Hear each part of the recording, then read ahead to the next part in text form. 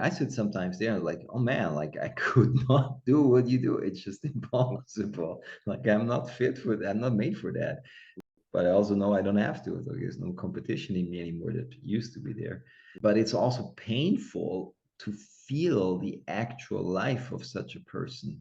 Yeah. Not always. I don't want to make it a black or white thing, but sometimes it's very painful physically, and it's not healthy in a sustainable way Yeah. because your system will, energetically speaking, overheat and become very dense. There's a lot of tension, and because you cannot, it's like you become a rock Yeah. that cannot be penetrated by water anymore. And then you're just very dense, you're very durable, but you're really not nourished by life anymore. And so what totally disappears is, like as you said, is compassion for vulnerability. And so again, it's very attractive for a time where a lot of men feel disempowered, disenfranchised, where we're drowning into a sensitivity spiral, which we misunderstand as like celebrating weakness, which is talked about before. And so there comes in this other thing, and like everything is always has to be seen as a medicine for a specific situation, or like a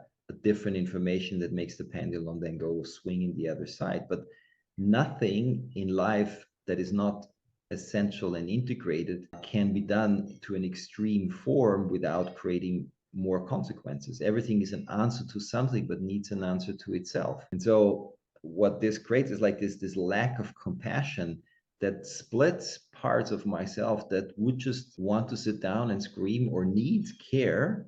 When I broke both my bones, I'm just using this as an example. And it's like, no, no, no, no, no, no. And again, if this is serving a higher purpose, in moments of when there is no other option, then this is super inspiring. Yeah. But if this becomes a mode of life that I always have to do that in order to prove to myself that's the way of being right on track, Yeah. you're gonna hurt life tremendously yourself. And then just imagine having this guy as your father, and he's going to be an amazing force of empowerment, of empowerment in order to be able of capability. But what about when you're needing real relational support and comfort to be caring for the parts in you that just are not governed by will? Inadvertently, that will create some pressure and shame on that part, and maybe you never hear it, but like this is just gonna happen. And Yeah. so there will be a split, and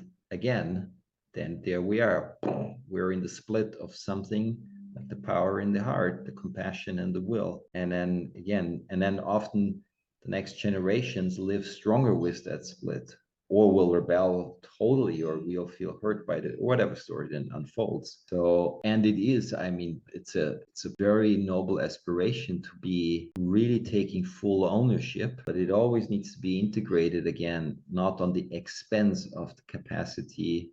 Because ownership also means like I take ownership of places where I cannot take ownership for, and acknowledging the interdependence of life. Otherwise, I sit myself at the top of creation and don't have any transpersonal dimension or God